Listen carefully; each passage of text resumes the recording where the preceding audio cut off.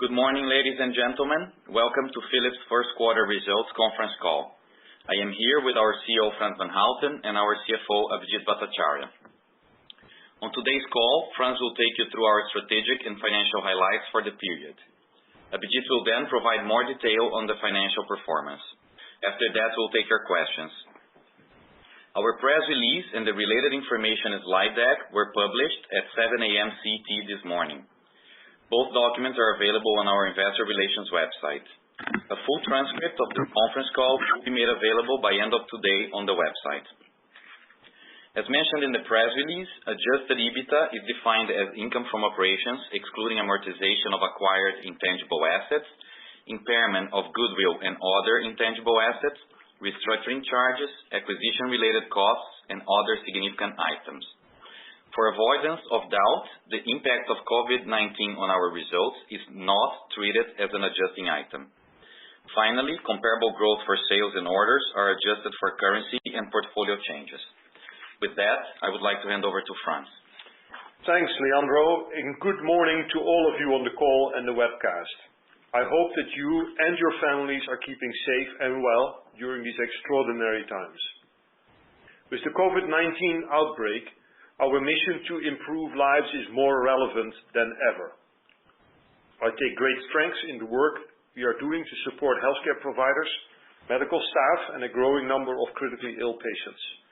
This is a top priority for all of us at Philips, and I'd like to update you on how we are responding to the constantly evolving situation and delivering against our triple duty of care, meeting critical customer needs, ensuring the health and safety of our employees, and ensuring business continuity. We have mobilized our resources since January to address this unprecedented challenge.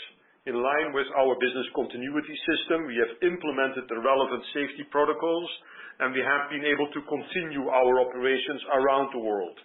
Our workforce is getting used to new ways of working, and our commercial processes are working well, as reflected in the robust order intake result in the quarter.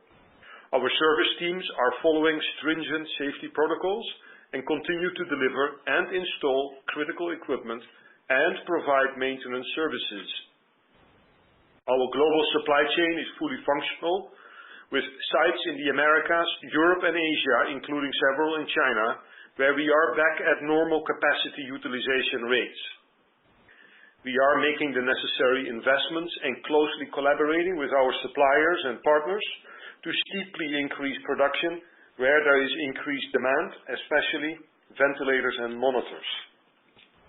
We have also created COVID-19 crisis-oriented solutions propositions to rapidly respond to customer needs. On employee health and safety, we have implemented personal hygiene measures and safety protocols throughout the organization. Moreover, we have a global working from home protocol for employees whose roles can be carried out remotely. This also helps maintain a safe working environment for activities that need to be performed at Philips locations, such as production, supply chain, and certain R&D activities. I'd like to point out that the Philips Foundation continues to play a terrific role in providing COVID-19 medical aid and relief, helping to boost humanitarian efforts and protect the vulnerable. The Philips Foundation is actively driving an impressive range of multidisciplinary projects to aid regions across the world that need it most, working with several partners. Let me now move on to the first quarter financial highlights. COVID-19 has significantly impacted our results in the quarter. Demand for our professional healthcare products and solutions increased strongly, with comparable sales and order intake growth for the connected care and diagnosis and treatment businesses. At the same time, there was a significant decline in demand for our personal health portfolio, and we saw image-guided therapy procedures trending down as the quarter progressed. This resulted in a comparable sales decline of 2% for the group in the quarter. Adjusted EBITDA margin was 5.9% of sales compared to 8.8% in the first quarter of 2019. Free cash improved to an outflow of 57 million euros in the quarter compared to an outflow of 206 million euros in the first quarter of 2019. Comparable equipment order intake grew a robust 23% in the first quarter, driven by the strong demand for patient monitors, hospital ventilators, and diagnostic imaging. I would like to provide some color on some of our initiatives to respond to customer needs and support healthcare professionals. Earlier this month, we announced a contract with the United States government to supply 43,000 acute care hospital ventilators for invasive and non-invasive use. This builds on the initial demand in the first quarter, which already enabled additional supply to hospitals in the most affected regions in China, Southern Europe, and in the United States. Together with partners Flextronics and Jabil, we are working on a fourfold in production increase by the third quarter. To further address the strong global demand in hospital ventilation, we are rolling out our new Philips Respironics E30 ventilator, a versatile and easy-to-use ventilator for emergency use where there is limited access to a fully featured critical care ventilator. The E30 has been designed for large-scale production and will scale to 15,000 units per week in April. With the strong demand to expand ICU bed capacity, we are also working to significantly increase the production volume of patient monitors. Related to the COVID-19 diagnosis, we see increased demand for X-ray, CT scanners, point-of-care ultrasound, clinical informatics, and interoperability applications. We see increased interest in telehealth solutions like eICU, teleradiology, telepathology, which can help remote working of care professionals, as well as move care into the community to relieve the tremendous pressure on the physical constraints of the hospitals. Building on this theme, to support care providers and protect scarce critical care capacity, we have launched a COVID-19 screening and dedicated scalable telehealth solution that facilitates the use of online patient screening and monitoring, supported by external call centers.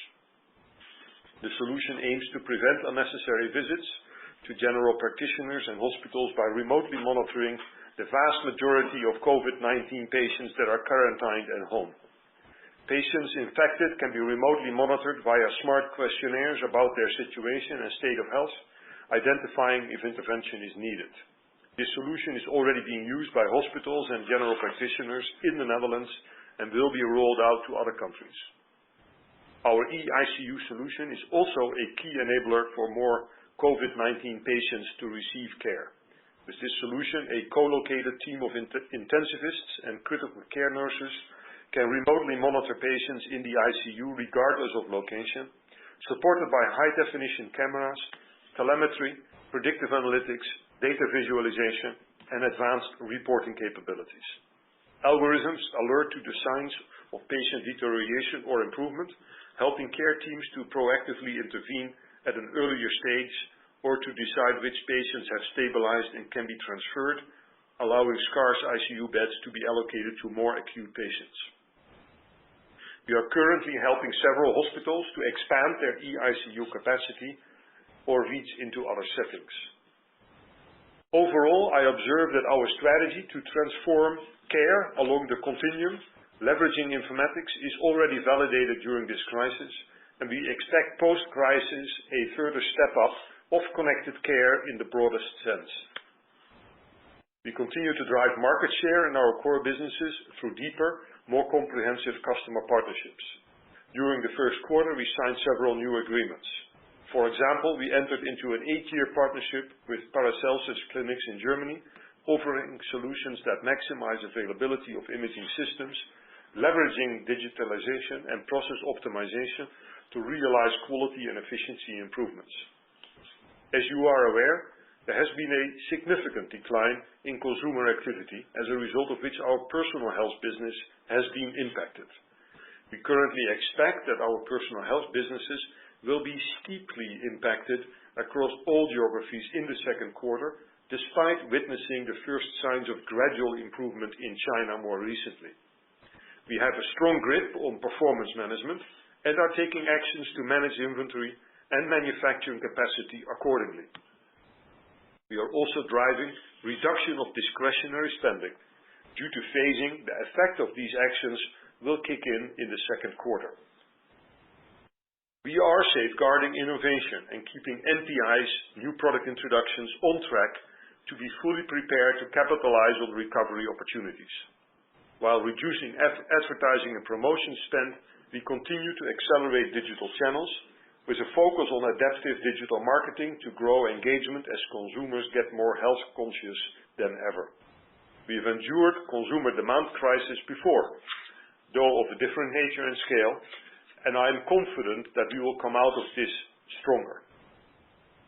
Let me now give you an update on the current situation of the divestment of the domestic appliances business. As mentioned before, the business has solid financial performance and market positions. We are still in the early stages of the carve-out process and on track to complete it within the indicated 12 to 18 months. The preparations with regards to the deal itself are also in their early stages. We expect to start engaging with interested parties only after the summer and make a call on timing of the divestment based on value as well as the liquidity situation of the potential buyers. A progress update then on regulatory matters. We continue to address the follow-up requests of the US Food and Drug Administration as part of the efforts to fulfill our obligations under the consent decree. We remain in dialogue with the FDA. However, given the nature of the process, we still cannot provide a definitive timeline for the expected lifting of the injunction. We are also making good progress with EU MDR certification. Also important, while we have a strong balance sheet and robust liquidity position, in view of the possible continued impact of COVID-19, we have taken measures to further protect the liquidity position of the company, which will be detailed out by Abhijit in a moment. As part of those initiatives, we announced this morning that we maintain the proposed dividend of 0.85 per common share against the net income of 2019. The distribution of this dividend will be in shares only instead of the currently proposed distribution in cash or in shares at the option of the shareholder. To that effect, we will withdraw the dividend proposal that was already submitted to the annual general meeting of shareholders to be held on April 30th. We plan to convene an extraordinary general meeting of shareholders in the second half of June 2020, the agenda of which will include a revised proposal to declare a distribution of 0.85 per common share in shares only. The increase in issued share capital is to be expected to be more than offset by our share buyback program.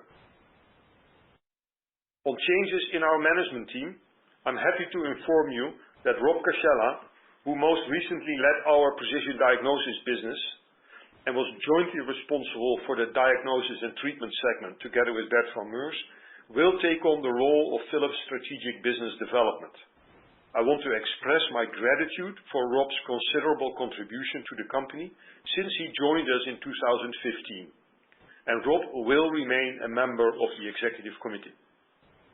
Kees Wesdorp, currently General Manager of Diagnostic Imaging, will succeed Rob in his current roles as of May 1. He joins the executive committee with a strong record of accomplishment, having led the significant transformation in diagnostic imaging by increasing customer and employee engagement and reviewing the product and solutions portfolio. Let me conclude. Looking ahead, we remain focused on innovating with purpose, driving operational excellence, and delivering on our transformation. We are also managing the headwinds from COVID-19 in some of our businesses, while at the same time capturing the upsides as we support healthcare providers to expand critical care capacity to fight the pandemic. The outbreak will continue to have a negative impact on the second quarter financials. Assuming that we can convert our existing order book for the diagnosis and treatment and connected care businesses as planned, elective procedures will normalize and consumer demand will gradually improve, we aim to return to growth and improve profitability for the group in the second half of the year. Consequently, for the full year 2020, we aim to achieve a modest comparable sales growth and adjusted EBITDA margin improvement. Given the current uncertainty and volatility, we will not provide more specific guidance for 2020 at this time. While we have a great deal of hard work ahead of us, I'm satisfied with the way Philips is able to handle the crisis. I'm proud of the commitment, hard work, and resourcefulness of our employees to keep the company fully functioning, and want to thank everyone who has worked so hard to mobilize our resources in this way. And with that, ladies and gentlemen, I'll turn the call to Abhijit. Thank you, Frans, and thank you all for joining today. I hope you are staying safe. Let me provide some color on the first quarter comparable sales for the group. As mentioned by Frans, we saw a strong increase in demand for our professional healthcare portfolio and a significant decline in demand for the consumer products in the quarter. The sales for the connected care businesses grew 7%. Sleep and respiratory care sales grew double-digit, primarily due to strong shipments of respiratory devices. Monitoring and analytics sales grew low single-digit in Q1. Our diagnosis and treatment businesses delivered 2% comparable sales growth in the quarter, led by a solid mid-single-digit growth in diagnostic imaging. Comparable sales in image-guided therapy and ultrasound declined low single-digit. The decline in image-guided therapy was caused by a strong decline in our devices business as hospitals postponed elective procedures as well as a push-out of installations from the first quarter. For the ultrasound business, we were unable to install against orders in China as hospitals were battling the crisis and chose other priorities. Comparable sales declined 13% in the personal health business for the quarter. Lockdown and social distancing measures impacted demand for our consumer product portfolio, initially in China and Asia Pacific, starting late January, and subsequently in the rest of the world from March onwards. This led to high single-digit comparable sales decline in the oral healthcare business and a double-digit decline in male grooming and domestic appliances. Consumer sales through digital channels declined significantly less than in-store sales in impacted areas. Comparable sales in the segment Other declined by 31 million euros compared to Q1 2019 due to lower license income, in line with our expectation and prior guidance. Mature geography sales increased by 2% in the quarter as growth in North America and Western Europe was partly offset by a decline in other mature geographies driven by Japan. Sales in growth geographies decreased by 12% on a comparable basis due to a double-digit decline in personal health sales in China and certain Asia Pacific countries as a result of COVID-19. To round off on sales, we estimate an overall negative impact of COVID-19 on group comparable sales was around 5 percentage points in the first quarter. Moving on to orders, comparable order intake in connected care grew by 80%, driven by strong demand for patient monitors and hospital ventilators. The agreement to deliver 43,000 ventilator units to the US that we mentioned earlier in the call was signed in April and is therefore not included in the number reported in the first quarter. Diagnosis and treatment comparable order intake was in line with Q1 of last year. Diagnostic imaging delivered high teens order intake growth, driven by strong demand for X-ray and CT scanners, as well as the continued strong performance of our MR portfolio. Ultrasound order intake grew mid-single digit in the quarter as customers selected products they could easily place within reach of COVID-19 patients. Specifically, our handheld and portable solutions, namely the Lumify and the CX50, are critical bedside tools for rapid assessment of patients with heart and lung distress in both the emergency department as well as the intensive care unit. Our handheld ultrasound solution Lumify is a valuable tool for clinicians during COVID-19 as the portability, easy disinfection and remote integrated tele-ultrasound capabilities allow for clinical collaboration within challenging conditions. Similarly, the CX50 provides the big system class performance for lung and cardiac imaging while traveling easily and safely to disaster sites and compromised patients. This was offset by a low double-digit order intake decline in image-guided therapy due to delays of elective non-urgent procedures and a mid-single-digit decline in enterprise diagnostic informatics. It is important to note that we have not seen any cancellation of orders due to the COVID-19 outbreak. We also expect to have continued increasing market share in the professional healthcare market. On reporting matters, I would like to mention that effective Q1 2020, we have simplified our order intake policy by aligning the order book criteria for all equipment modalities to an 18-month time horizon from order to revenue. At the same time, we have also aligned our order book criteria for software contracts to the same 18-month horizon compared to the full contract value that was recognized under the previous policy. This change aims at eliminating reported order intake growth variances caused by different lengths of software contracts and better reflects near-term expected revenues from orders recognized in the reporting period. Even though we previously used different horizons per modality, this realignment has not resulted in any material impact to comparable order intake in the first quarter of this year. Let me now turn to the profitability development in the first quarter. Adjusted EBITDA for the group was 244 million euro or 5.9% of sales compared to 8.8% in the first quarter of 2019. We estimate that the overall negative impact of the COVID-19 outbreak on our profit was around 3 percentage points. This was primarily due to lost margin on lower sales, factory coverage due to lower production, and other direct costs. Looking at the business segments, we are encouraged to see an adjusted EBITDA margin increase of 150 basis points in Connected Care in the first quarter to 9.8% of sales as a result of growth and productivity. The Diagnosis and Treatment business delivered an adjusted EBITDA margin of 6.3% of sales, up 10% compared to the first quarter of 2019.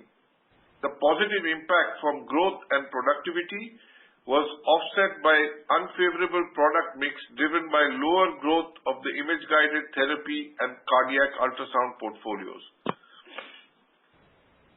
In Personal Health, adjusted EBITDA decreased to 81 million euro or 7.1% of sales due to the impact of lower sales. As mentioned by Frans, we are taking actions to manage manufacturing capacity and drive reduction of all discretionary spending. Due to phasing, the effect of these actions will start kicking in the second quarter and will partly offset margin headwinds from lower sales in the segment in the period. Adjusted EBITDA for the group was also impacted by a decrease of license income in the segment Other in the first quarter, in line with our prior guidance. Income tax expense decreased by 88 million euro in Q1, mainly due to lower income and a non-cash benefit from lower tax liabilities. Net income amounted to 39 million euros in the quarter, including charges of 31 million euro related to a value adjustment of capitalized development costs resulting from actions we have taken to address parts of the portfolio and performance in Diagnosis and Treatment. The adjusted diluted EPS from continuing operations was 0.18 in the first quarter compared to 0.29 in Q1 2019. Net cash flow from operating activities increased by 129 million euros compared to the first quarter of 2019, mainly due to lower cash outflows from working capital and lower payment of taxes. Free cash flow was an outflow of 57 million euros compared to an outflow of 206 million euros in Q1 2019. We have not seen a material impact of COVID-19 in our working capital or cash flow generation in the first quarter.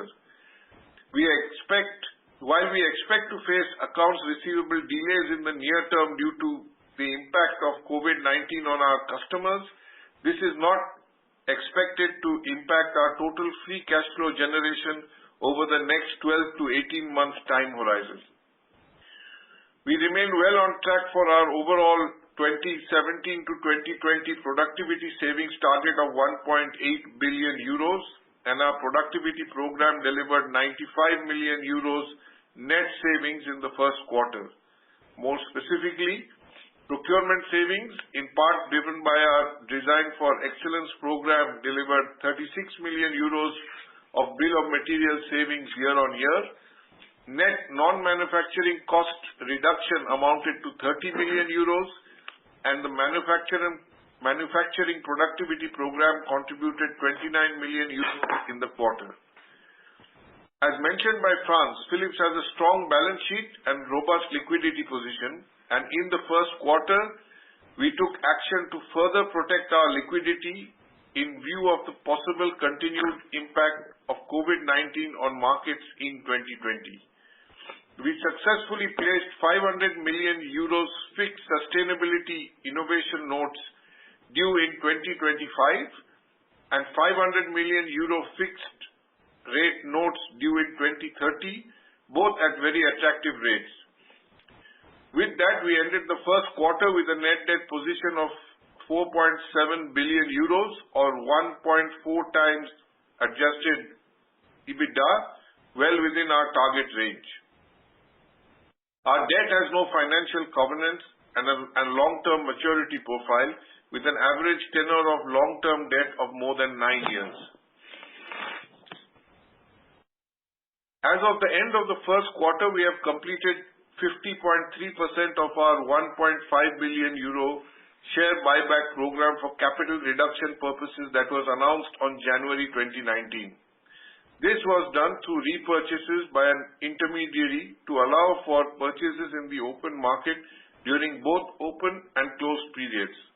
In March, we announced that the remainder of the program will be executed through individual forward transactions to be entered into in the course of 2020, with a majority of the settlement dates expected in the second half of 2021.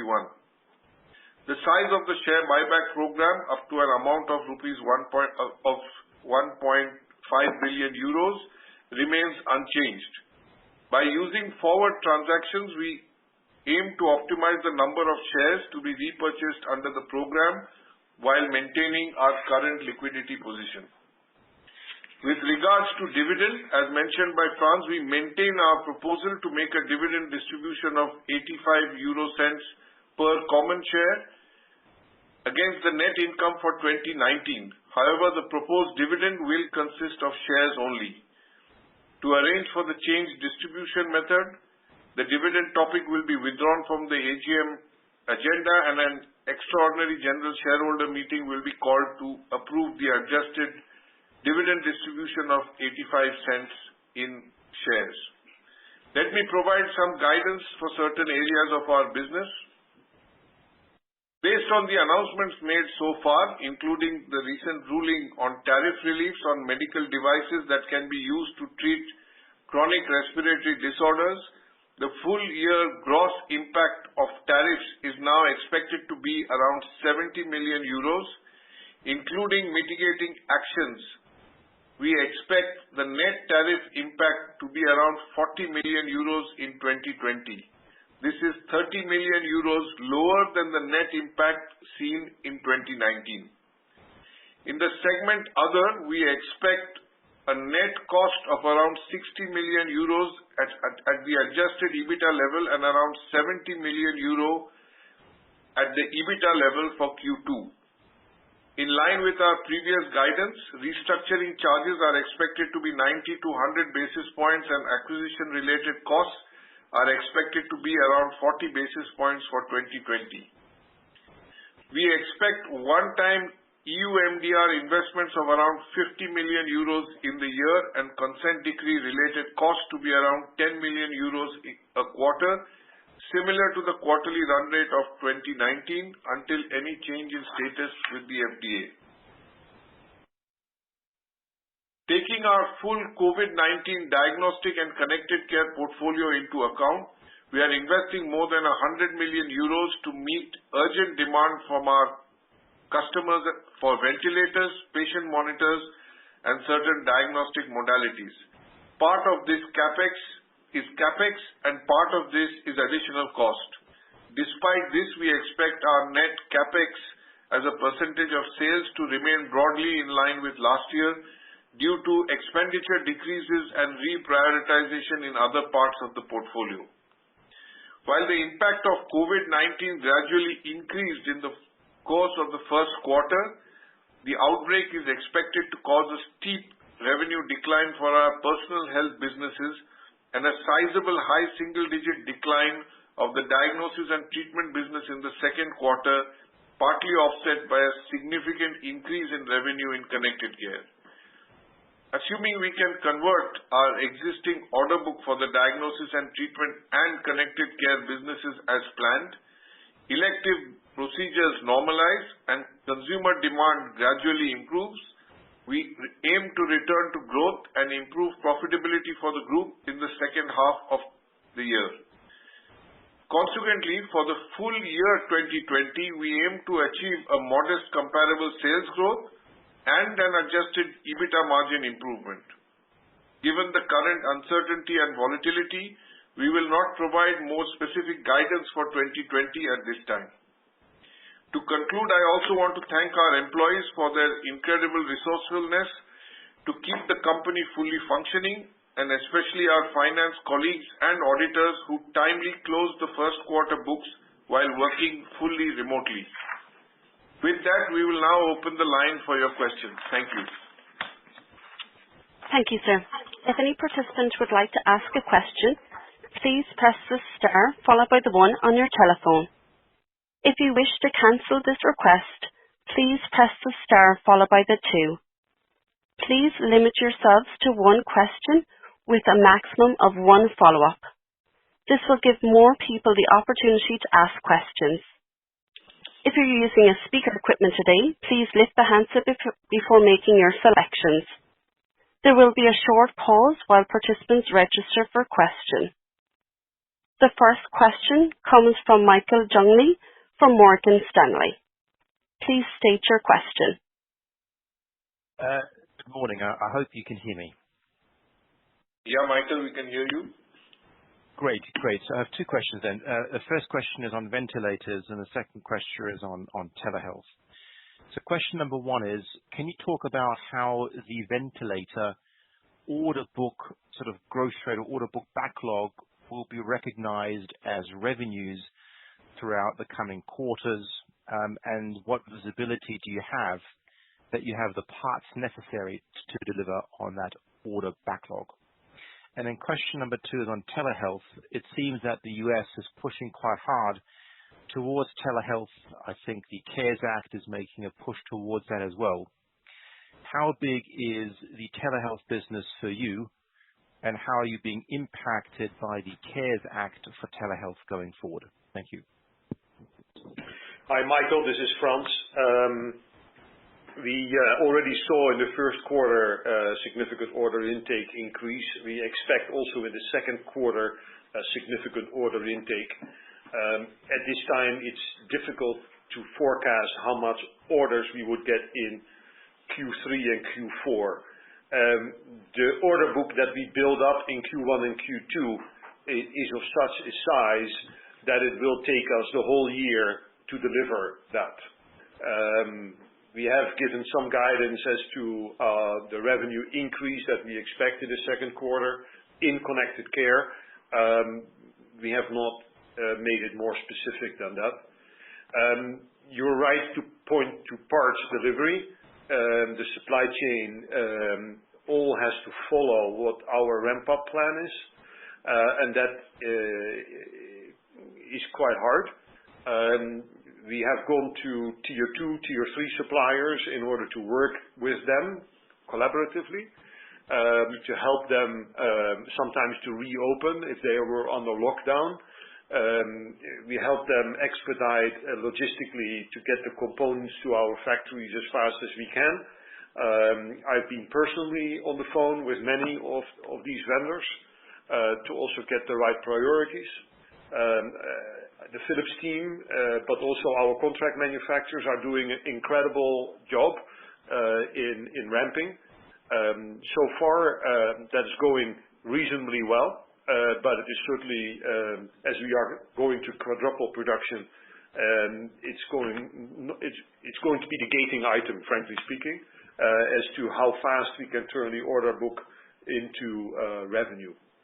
We have taken a kind of a middle-of-the-road scenario in our forecasting to not take the best case, but also not take the worst case, as you would, I think, reasonably able to expect. Then on your second question, we see some vindication in our strategy. We have been investing, as you know, in telehealth, in connected care, in cloud technologies, sometimes causing you guys to ask questions, is this all deserved as an investment? We do expect now an acceleration of the deployment of cloud technologies to connect patients and caregivers. How sizable that is in terms of phasing is still to be determined. Also, the CARES Act, while talking big numbers, we still need to see how fast it will turn from intent into revenue. But definitely there are parts in the CARES Act that are applicable to us and that we will be engaging with the government and DoD and VA on. I think it's a topic that we probably should come back up in a future quarter. It's also good to see, by the way, that reimbursement is also going up. So there are more and more consultations and monitoring activities that are going to be rewarded.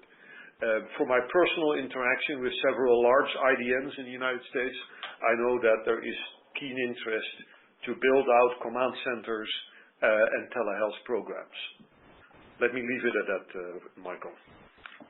And Frans, can I just follow up, please, on the spare parts situation? So for the Q2 revenue guidance for ventilators, is it fair to assume that you've secured all the parts necessary for at least the second quarter for those ventilators? Yeah, just a small correction. They are not spare parts, of course. If they were spare, then we would have an easy time. Sorry. Sorry, I was not trying to be cute on that.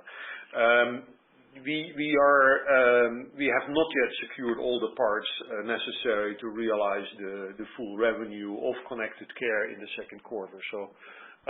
But we are becoming increasingly confident that our suppliers will follow. But we are not. It's not done yet. And this is a 24/7 daily battle where we get a lot of support from our suppliers, but it's not yet in the bag. That's why we don't give more specific guidance, Michael, because there's a lot of moving parts, and situation, as Frans mentioned, keeps improving, but for us to be precise at this point is not possible. Great. Thank you. The next question comes from Veronika Dubajova from Goldman Sachs. Please state your question.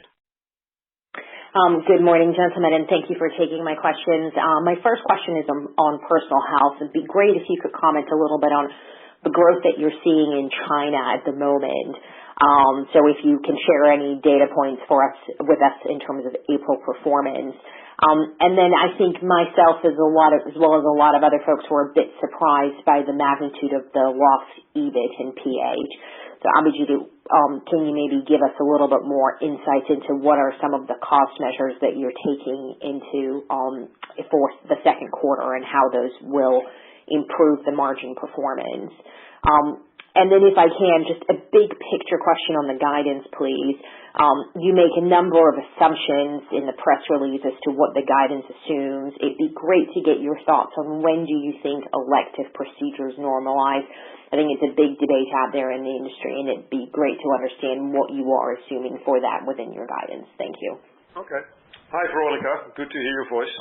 PH China insights, I think, are quite interesting, as they could be a proxy for the rest of the world, although there are some differences.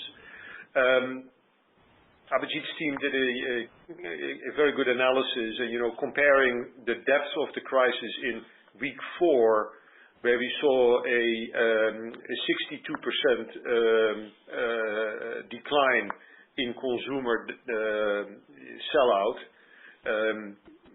even more steeply so in retail brick-and-mortar stores, but also online with a significant decline. In March, that all started to recover with a online back to net growth, but offline retail brick-and-mortar stores still about 50% down. Now, of course, some of that business also shifted to online. That's probably why online was already positive again. Then the totality of PH in China in week 13 was still close to 20% below last year. Right? So it does also show that it takes some time to come back. In April, we see further recovery, but probably will take the whole quarter before we are back to net growth.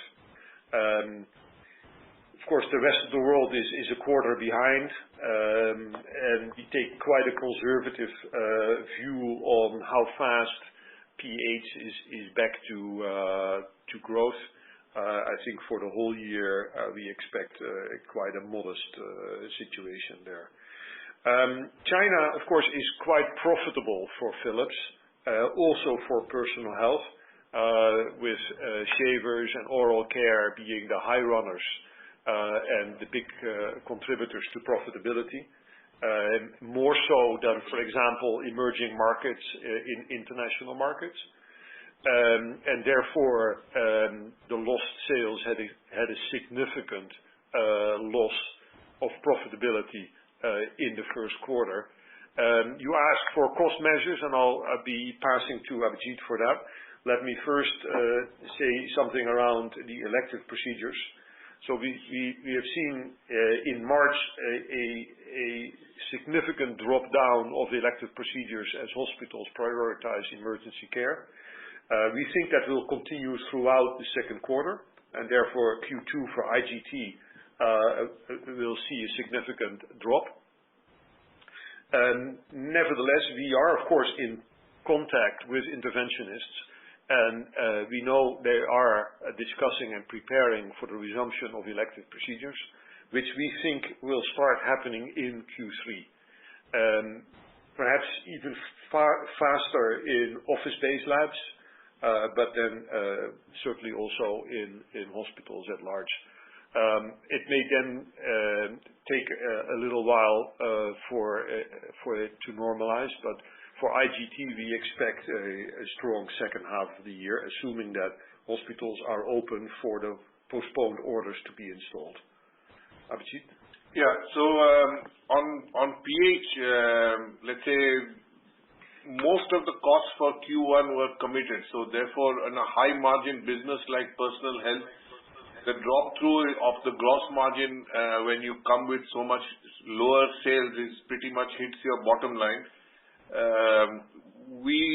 On top of that, we also curbed our production, because if on top of this we built a lot of inventory, then from a cash position we would be in strife. So we basically cut back production so that we could keep our inventories in check, and that of course doesn't help the P&L at that time. So you will see in Q2, of course, the drop will be more severe, because let's say in Q1, although you saw a drop in about 12% or so, in March ended with a much higher drop, somewhere in the mid-20s. So and of course the exit in March was even higher. So we expect Q2 to be weaker, and then so the cost measures will drop, but profitability will be impacted with such a severe drop in top line. And cost measures include, factory, let's say, slowdowns, asking people to take leave, cutting off all discretionary expenses, quite a steep reduction in advertising and promotion. So there's a slew of measures we are taking to manage our costs, but when this business comes down that steeply, the impact on profitability is reasonably high. So till we get back to flattish to upward growth, we will kind of have this. And important to note, and I think Frans mentioned it in his introduction, we are ensuring that our new product introductions remain on track. So we are not going to cut those because we also want to emerge from this crisis much stronger. So as, let's say, consumer activity returns, we also want to have our newer product propositions available so that we can come out strong. I hope this gives you a good picture, Veronica, of what is happening. That's very helpful. And if I can just one quick follow-up. In terms of your conversations with hospitals, I'm curious, obviously, the D&T order growth was still pretty robust, but a lot of moving parts in there. Are your conversations changing at all? Are you hearing from hospital administrators that they're becoming more cautious on spending money given everything that's happening, or has that not yet entered the discussions you're having in terms of orders? The discussions are, first of all, focused on the immediate urgency of having enough diagnostic equipment and monitors and ventilators for critical care. And there are some differences in the mix depending on the country. For example, we have seen sizable CT interest in Europe and Asia, but less so in the United States, as countries have their preference for diagnostic modalities. The second thing that we observe is the postponement of installs that are not related to critical care. For example, IGT operating rooms, Azurion systems. Those orders were not cancelled, they were postponed. Right? And we assume that from Q3 onwards that we can actually install that.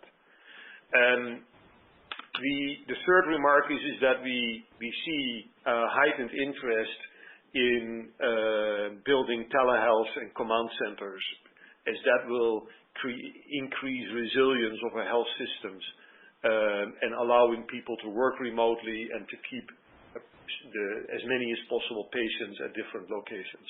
And then lastly, and I think that's the brunt of your question, what about CapEx budgets and what about cash flow of hospitals? I think this remains a bit the unknown. And this is also why we take a conservative view on our liquidity measures, just to be sure that we are prepared. We don't know how fast insurance companies will pay out to hospitals, and therefore it's difficult to gauge what credit crunch hospitals may find themselves in the near term, even though they are very busy. Right? So we think that if they are having to postpone payments, then it's probably a temporary issue rather than a structural issue, but still we need to be prepared for all contingencies. That's very clear. Thank you very much. The next question comes from Patrick Wood from Bank of America. Please state your question. Perfect. Thank you very much. I'll keep on to two, please. The first is on the E30 ventilator units. It looks like a very big run rate that you guys are gunning for in terms of absolute units. I mean, how sustainable is that from a production standpoint? And the pricing is this like a $1,500 system? Or just trying to get a sense of, roughly how big that opportunity is. That's the first question. And then on the second side, is there any risk that people are putting orders in for ventilators in totality with multiple vendors because they're desperate and then they end up cancelling on them before they actually fulfill? Not meaning to sound downbeat on it. I'm just kind of curious. Thanks. Yeah. Hi. Good morning, Patrick. Let me give a bit of color on the E30. It is a adaptation from a biplane ventilator to which we have changed the software, added sensors, added filters so that it is safe and suitable for critical care. But as it is derivative of a biplane, it comes from a high volume platform. That also makes it easier to manufacture at high volumes. And without without lots of accessories, it would be in the order of magnitude of 2,500 euro. The risk in and then on how sustainable is it?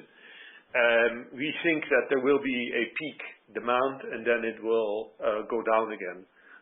This, of course, depends on what will happen in emerging markets. I think that's the big unknown. This could be quite a suitable product for emerging markets, but we are not counting on that this would be a long-lasting, high-volume product. Since we are leveraging our other existing production lines for sleep and respiratory care, we would then go back to producing other types of equipment there. In terms of the order book, most of the orders that we have received are firm orders. I think what we can all observe from the dialogues from the medical folks is that this pandemic will be with us for quite a long time. It may have its resurgences. Therefore, we can expect that health systems around the world will want to have some spare capacity in their critical care equipment, in their ICU capacity. Call that stockpiling or call that something else. I think society will demand from these healthcare systems that they are prepared for a resurgence of cases. And therefore, I'm not that worried that orders would be cancelled at this time. That's helpful, and thank you for being so specific in your answers to us. Thanks. The next question comes from Hassan Al-Wakeel from Barclays. Please state your question. Thank you for taking my questions. I hope you're all doing well. Firstly, could you talk about the ventilator business and whether there are any meaningful price concessions, be it for the US government contract or indeed elsewhere? And secondly, on your China commentary and how this is recovering in personal health, are you seeing any meaningful differences between products within the portfolio? And then finally, if I can, a longer term question. Frans, do you expect healthcare expenditure to be structurally higher over the medium term as a result of this crisis, and for this to translate to a higher hospital capex, whether it be for diagnostics or intensive care capacity? Thank you. If we all had a crystal ball, Hassan, wouldn't that be nice? On ventilators, our approach has been that we do not raise prices. We take our list prices, and that's the starting point. You can see at the HHS website what the various prices have been for the different vendors. I mean, if you take volume and divide by the value of the contract, you can work out the prices from all the competitors. So we are not wanting to raise prices. We don't want to take advantage. At the same time, we of course are not giving big discounts either, because we are incurring a lot of extra cost. We are investing, over 100 million euro, partly in capex, partly in expediting charges and higher component cost prices, in order to ramp up fast and to get the priorities that we need. We need to take that into account. Nevertheless, the operating leverage that we will get from the higher volume will still make a positive contribution to the bottom line of connected care. So I think that can be then the takeaway that you're looking for. I didn't fully understand your China question. In terms of we see a different demand in products in China compared to the rest of the world. Yeah. Well, let's say we are not selling exactly the same ranges in the different geographies. For example, China is a high-end market for us, and we're selling predominantly, oral care and shaving and beauty products, and to a lesser proportion, domestic appliances. Whereas in international markets, domestic appliances has a bigger proportion, as some of those emerging markets are not yet, big on power toothbrushes. So the profitability of PH China is higher than our international market footprint for PH. If that's behind the question, maybe I guess, Frans, what I was trying to ask was if you're seeing any deviation, or if one of the businesses is slightly more resilient than others, or if the impact is fairly uniform across the business within PH. Yeah, I was going to give you the fun part of the session, is that of course we have seen demand for hair clippers and one blade go through the roof, right? As people are now involved in home hair care. But that doesn't change the picture, of course. That's more anecdotal, but I thought it was fun to mention. We have not seen a big shift in the demand. Hassan, is your question only PH or is it broader? Just to be clear. It's mainly PH. Okay. Yeah. And then on your third question on hospital capex. Well, at least in the 12-18 months time frame, COVID will drive hospital capex up. We have not seen any order cancellations, and the patient base that the severe patients will have some residual. It seems that they have some residual effect on their health, and net, those people will probably have a higher demand on the healthcare system than before. So we don't see a reduction in the need of infrastructure, and therefore capex will probably remain. Now, Veronica had a question around, I think on the liquidity and capex of hospitals. We still need to see, of course, how hospitals come out of this pandemic from a financial point of view, and to what extent they can afford to do what is needed. So I'm answering this first about what is needed. I think capex needs will be higher for a longer period, and then next comes the affordability question, where we are. That remains to be seen. That's very helpful. Thank you.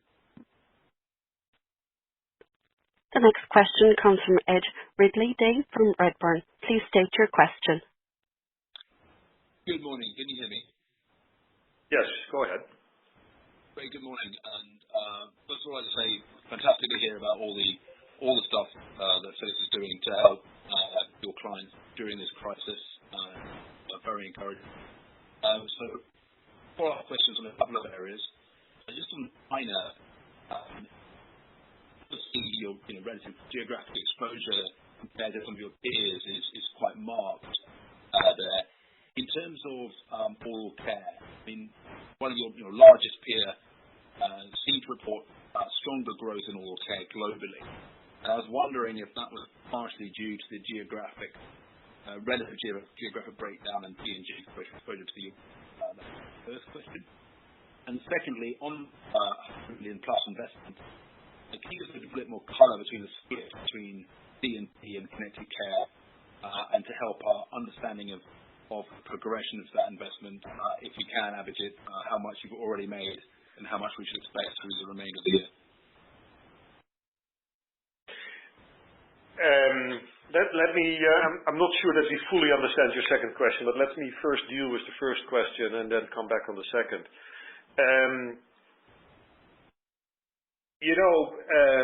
Philips, with its Sonicare portfolio versus our nearest competitor, we always have a bit of a tech race, right? I mean, and we are about equal.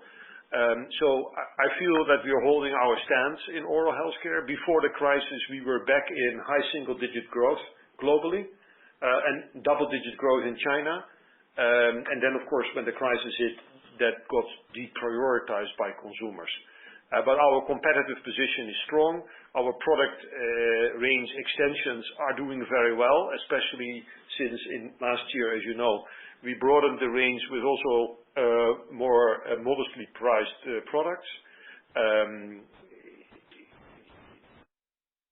I'm not aware of a specific geographical footprint difference between our nearest competitor and ourselves that would explain a difference of performance.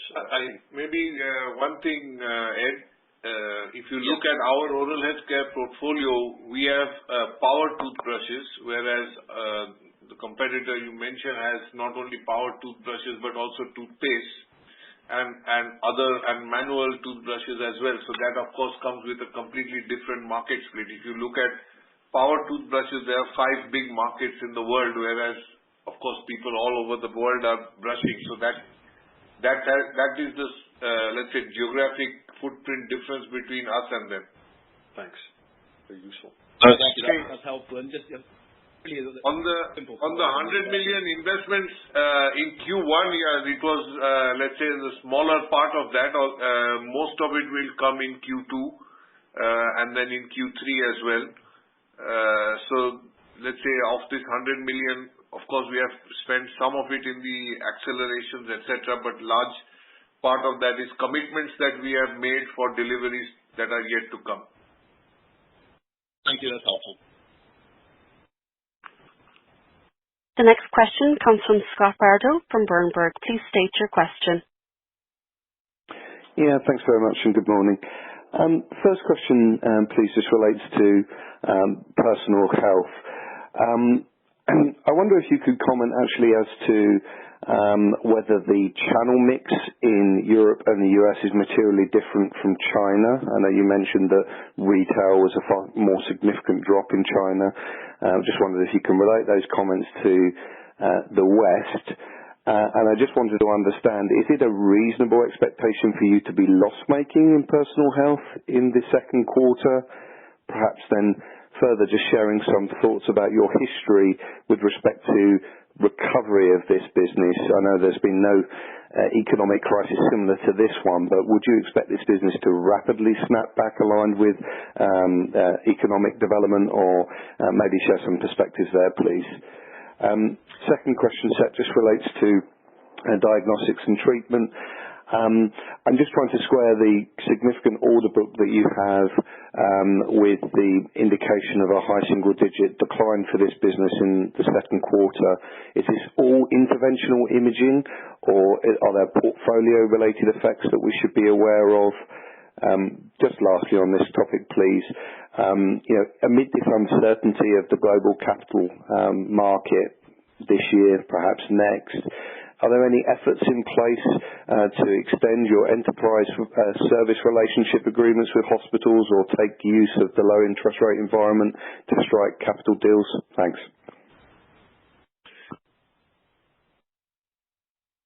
Yeah. Let's first talk about the channel mix. China is way ahead of the rest of the world when it comes to proportion of online versus offline revenue. Okay? Off the top of my head, over 50% in China is via online channels. Yes, close to 70 even now. And that shifted further online as online is back to growth, and so now we are over 70%. That proportion is much lower in Europe and in the United States. That also means that we expect that the recovery of consumer demand in Europe and in the United States will be a bit slower than in China, as not all consumers will as readily go online to buy their appliances. Of course, we will see an acceleration also to the channel mix shift in Europe, in the United States. Also, as Amazon has now entered mainland Europe in a much broader sense in many countries, we can expect that shift to further accelerate. Your question on profitability of PH in the second quarter, despite the steep decline in top line, we plan to make a small profit in Personal Health in the second quarter.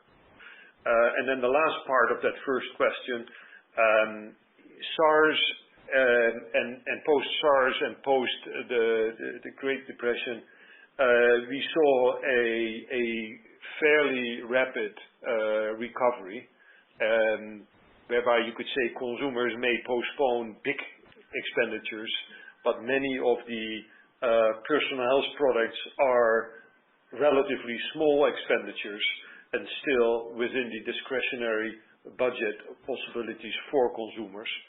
And therefore we expect to get back to a more normalized situation by the end of the year.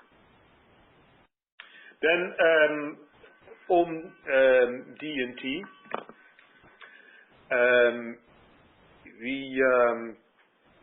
we saw order growth, of course, especially in Connected Care, also in DI, less so in ultrasound for cardiovascular and in IGT. Nevertheless, across the board, we have a very strong order book, but hospitals are postponing the installation of anything that is not immediately critical, and that's why we expect still in the second quarter a negative revenue growth for D&T, and only a resumption of positive growth in the third quarter onwards. The last question, the interest in solutions remains, but it has been more complicated to do sophisticated deals in the first and in the second quarter, because all commercial efforts now go through Skype and Teams and Zoom and whatever else we can lay our hands on. And the focus of hospital administrators is to deal with the crisis. Right? I've been personally in touch with CEOs of hospitals who say despite the crisis, they want to continue the dialogue on transforming healthcare, preparing for things like command centers, community care, telehealth. So I expect also the adoption of solutions to come back the moment people can spend their time on these kind of deals again. Very helpful. Thanks very much indeed. The next question comes from Max Gates from Credit Suisse. Please state your question. Thank you. Just my first question is on the Connected Care order growth. Could you talk a little bit about the growth of monitors versus ventilators in Q3? In Q1. I just wanted to understand sort of whether the extent to which we're also seeing a very significant step up in monitors as well as ventilators. So perhaps if you have the monitors growth rate in Q1 in order intake, that would be helpful.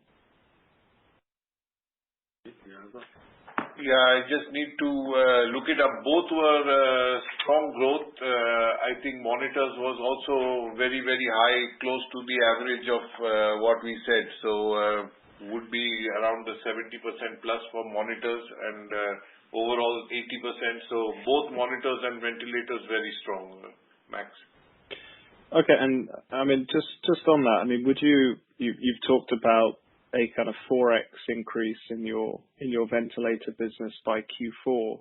Is the capex that you're spending and your plans for the monitor business also sort of similar magnitude, of similar proportions based on the capex that you're spending and the conversations with customers? Yes and no.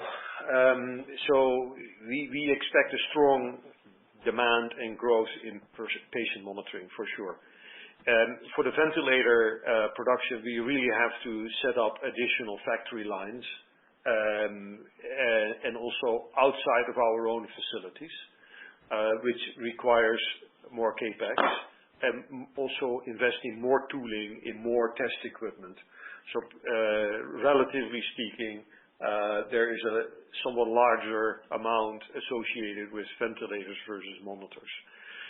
In monitors, we can handle the growth of demand within our existing factories in Böblingen and South China. It's a more complicated story because the product range is wider, right? And of course, it was politically less in the spotlight, so to speak. So everybody talks about ventilators, not everybody talks about monitors. But yes, we expect also to significantly increase production in monitors also during the second quarter. We will also have extra cost there. So maybe I'll keep it at that. Okay, and maybe just one follow-up on personal health. I think you talked about Abhijit having sort of done some scenarios around personal health and where we were in February and March in China. And I think you mentioned a sort of 62% decline in sell-out in week 4, but could you just clarify some of those numbers? So maybe what you were seeing in China in February and March, and then if in April what we're seeing in US and Europe is comparable to what you saw in China in February, or whether because of the differing channels it potentially troughs at a lower level before recovering. So a couple of things. One is the online, offline mix in China is much ahead of the rest of the world. So if you look at PH, I think about 40% of our business is online, whereas in China it's above 70, right? So then, of course, for Europe and the rest, it is lower than the 40. That should also tell you that the hit in Europe and North America will be higher because it's the offline which basically comes to a bit of a grinding halt. So I think that's the color I can give you, matching exactly week by week what we are doing with online and offline in Europe is still a bit too early to have that information now. Okay, I mean, would you be able to give the February and March numbers for China? In terms of how much they were down? That's what Frans mentioned, right? So he said in the peak it was down 62%. That was in February, and when we exited March, overall sales was still down 20%, as Frans mentioned, but offline was still down 50%, and there was a slight growth in online. Okay, so April is probably better now than the. Online sales grew, offline sales still down 50%, but because of a further mix shift, because more and more is shifting to online, you can't really say that the online growth in the last week of March is on a similar base to 1 year ago. That's also what Frans explained. Perfect. Thank you. Yeah? Very good. The next question comes from Kate Kalashnikova from Citi. Please state your question. Hello, this is Kate Kalashnikova from Citi. Frans, following up on Scott's question on personal health earlier, could you talk about how this accelerated shift to online will impact the consumer business medium and longer term in your view? And specifically, could you talk about Philips' position in the online channel compared to its competitors, and how margins in the online channel compare to margins in the traditional store channel? Thank you.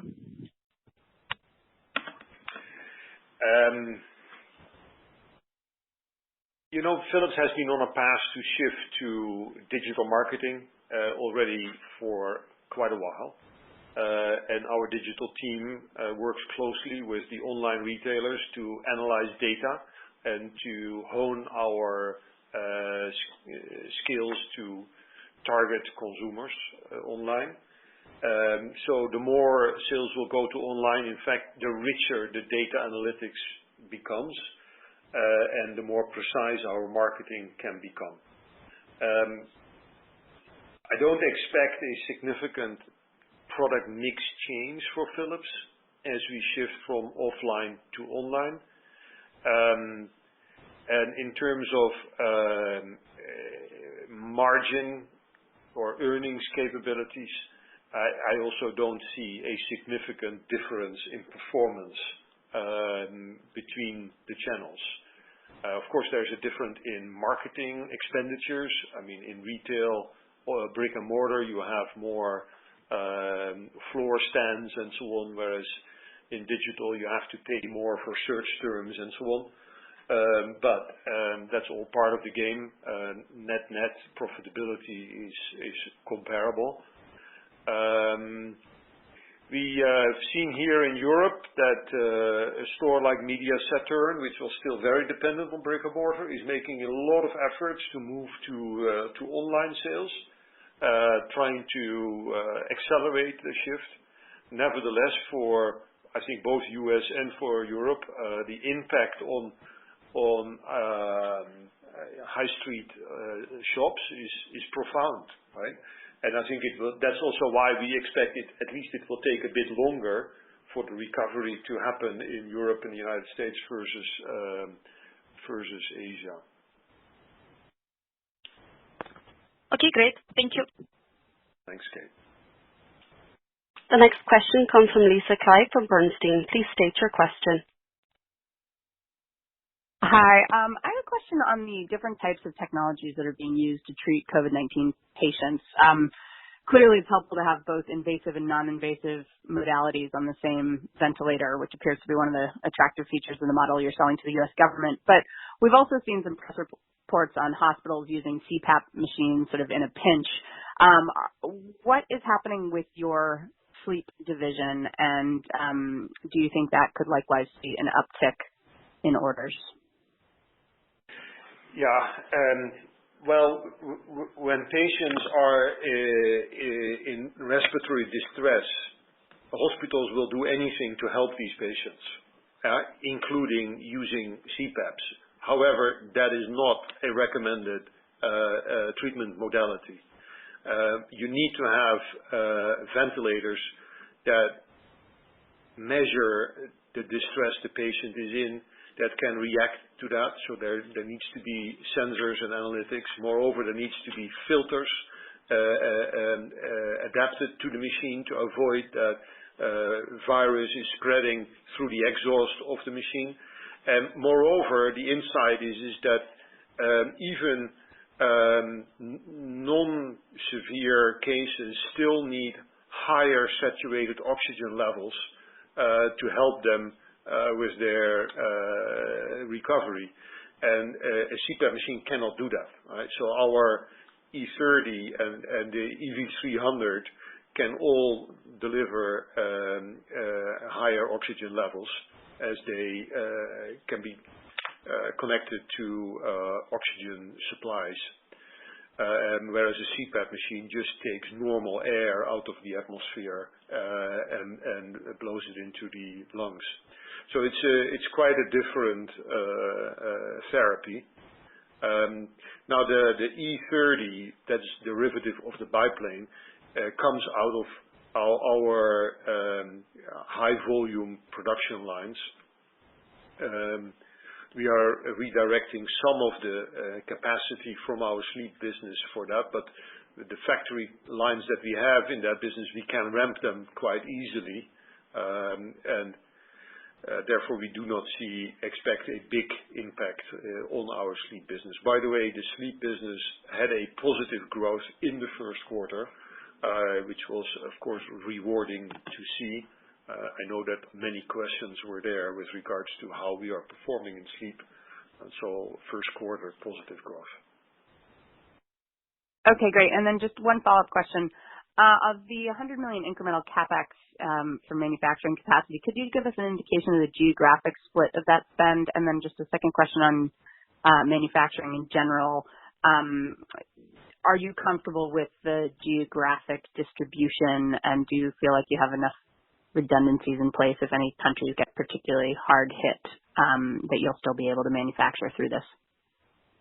Well, the 100 million is not all capex, right? It's partly capex, partly extra cost that we need to make to operate in 3 shifts to expedite to do the fast logistics and to pay premium prices to some of the component vendors that need to distribute faster. Part of it is indeed geographically related to the United States, part to Europe, but also some of our contract manufacturers that support the U.S. expansion are also located outside of the U.S. So it's a difficult question. I don't have a top-of-mind split in my mind to give you. Of course, we will take a careful approach and look at an accelerated depreciation of any investment amount so that we don't have residual risk after that volume would normalize. Many of the suppliers are in distressed countries, and we've had to help them get government permissions to open up while the country is in lockdown. And we've also helped suppliers with, let's say, health and safety measures to keep their people safe, whereas that was in the Philippines or in other countries in the world where we had certain components that we needed for the ventilator ramp up. Right? So, does that answer your question, Lisa? Yes, that does. Thanks very much. Okay, thanks. The next question comes from Julien Dormois from Exane BNP Paribas. Please state your question.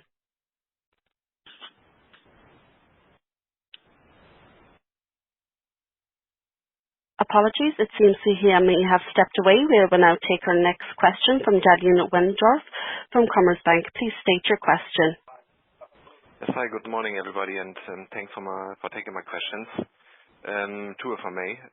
The first one is, can you talk a bit more about the service revenues within your D&T division?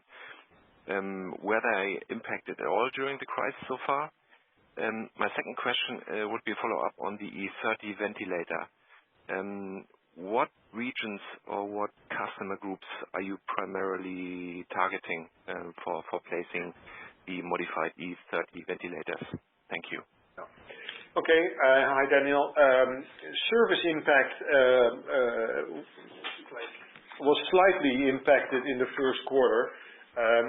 We have, some 3,000 plus field service engineers, heroes, because they have been going into hospitals that are affected using PPE, protective gear, servicing X-ray, CT machines, ventilators. Incredible. I have huge admiration for these people. Hospitals have postponed, let's say, certain services as they didn't want to, for example, do a major overhaul of an informatics installation during the crisis. But all urgent services has continued, and of course, as you know, many of our service revenue is under service contract, and therefore not immediately impacted by variations in demand peaks. Service order intake, you could say some hospitals are not spending time on negotiating contracts at this time, and they are focused on the crisis. Then your second question, the E30 is really targeted to support and augment capacity of hospitals in the crisis. It's not intended to replace intensive care ventilators as such, but more to support those patients that are already having this respiratory distress but are not yet in the intensive care unit. The product is just launched, so it's early days to say, how much uptake there will be. We expect certainly emerging markets to have strong interest. The E30 can support both invasive as well as non-invasive ventilation.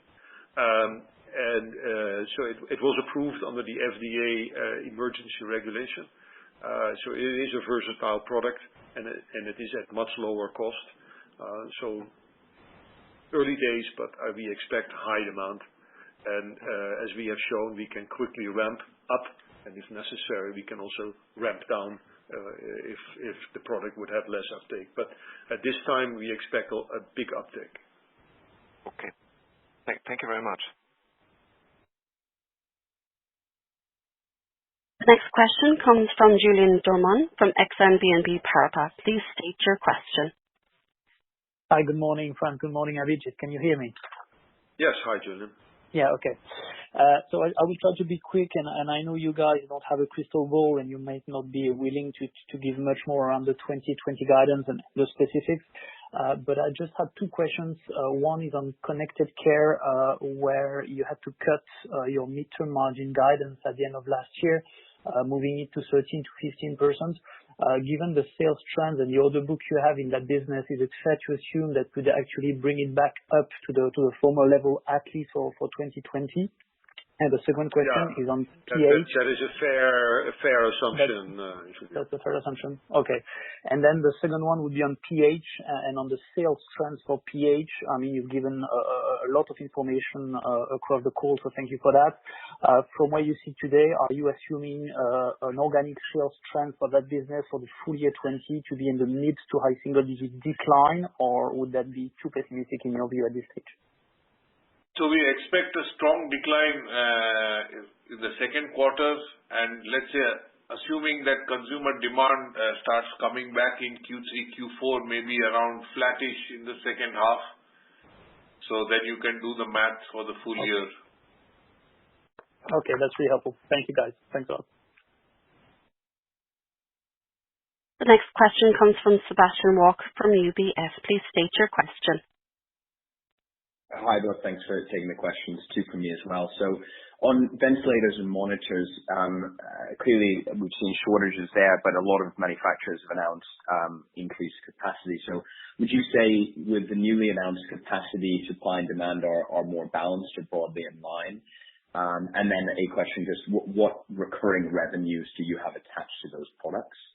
Then the final one on image-guided therapy. So just if you could remind us what proportion of that business is consumable sales, what proportion of procedures done in cath labs cannot be delayed, and then are you hearing about any early indications of resumptions of those procedures?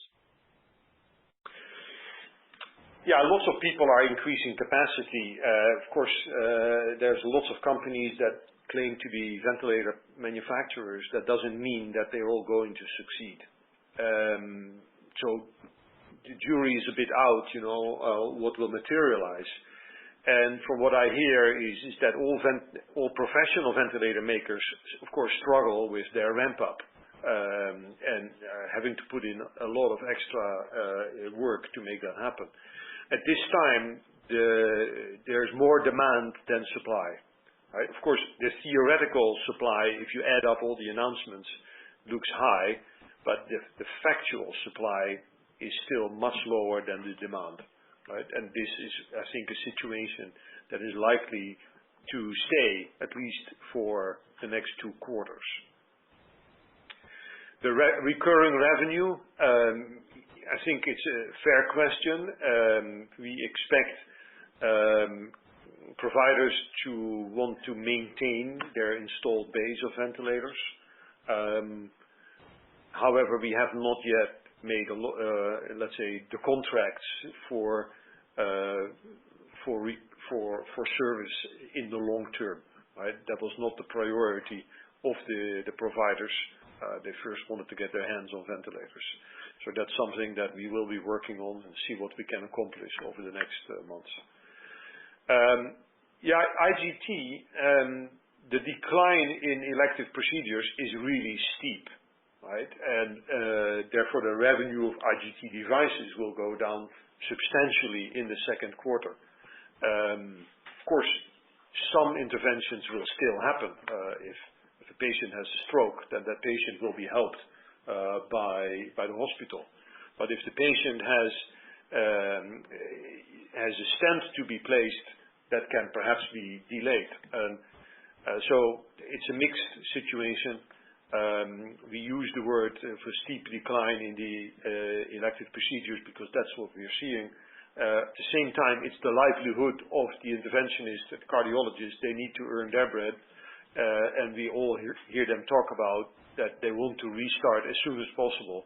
And of course, the pent-up demand of patients who need care, that doesn't go away either. So it's our current expectation that already in the third quarter, we see demand quickly restore for IGT devices, and of course then the IGT systems installations to resume as well.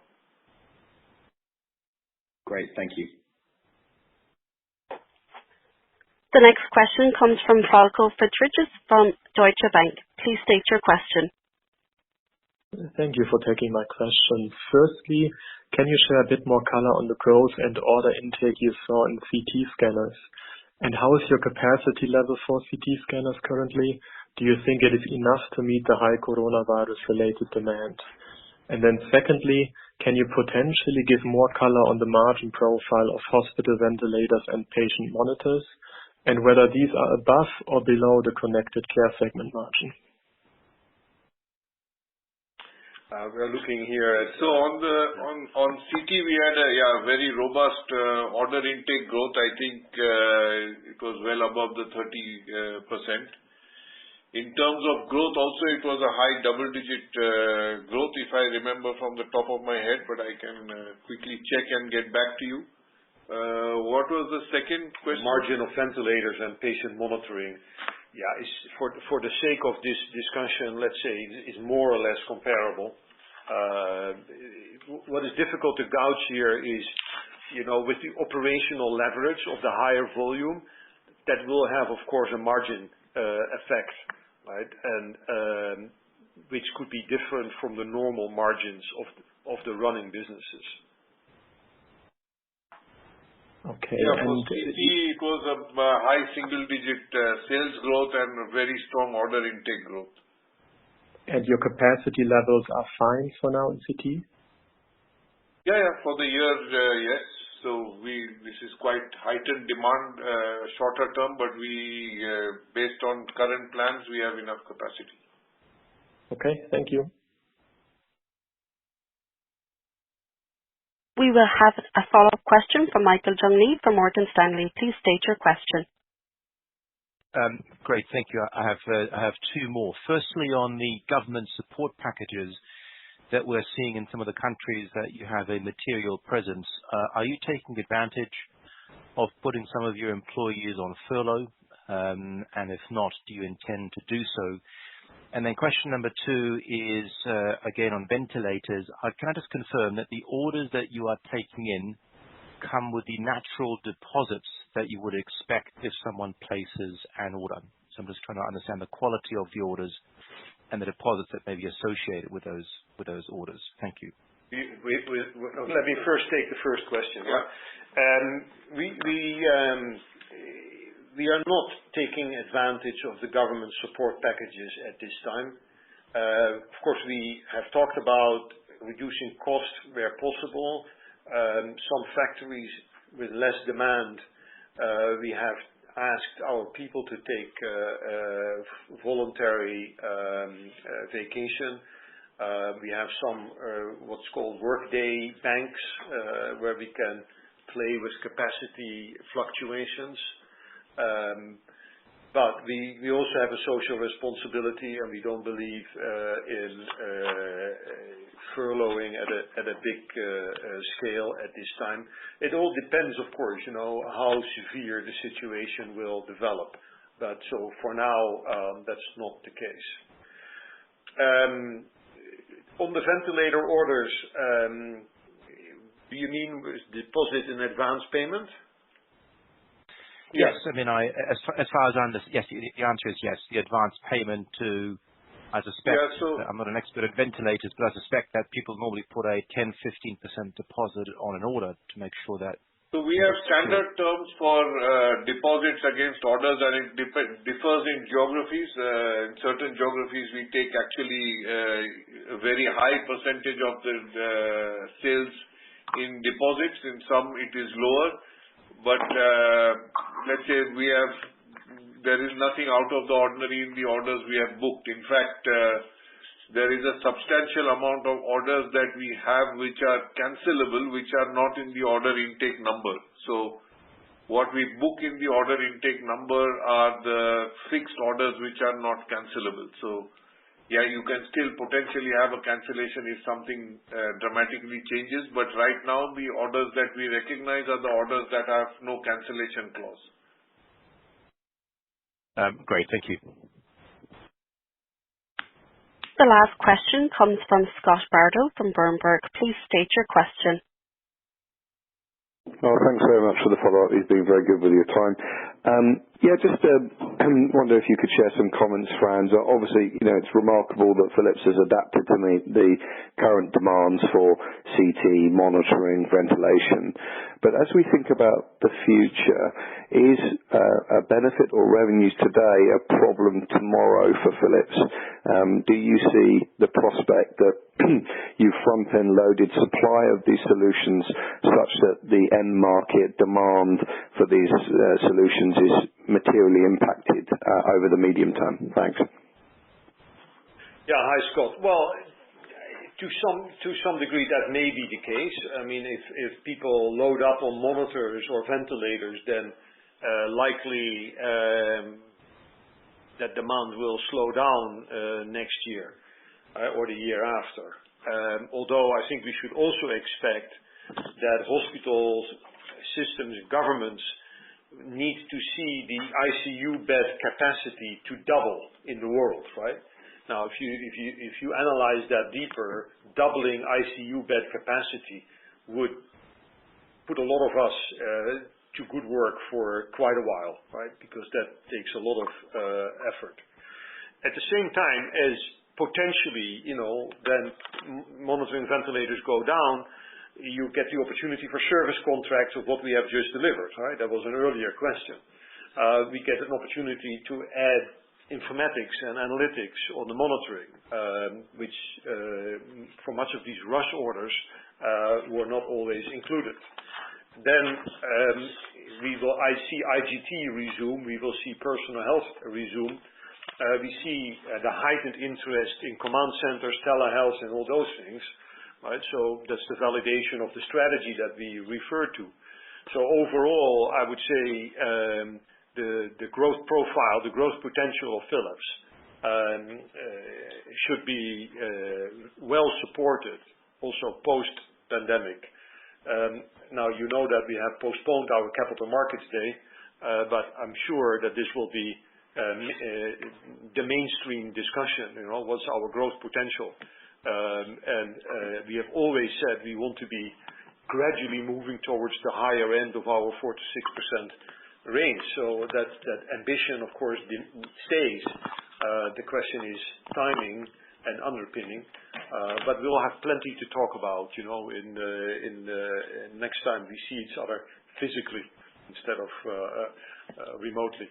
For now, as this was the last question, I would like to thank everybody for your attendance, your interest, and I know that you care on how we're doing, and I appreciate that very much. Thank you.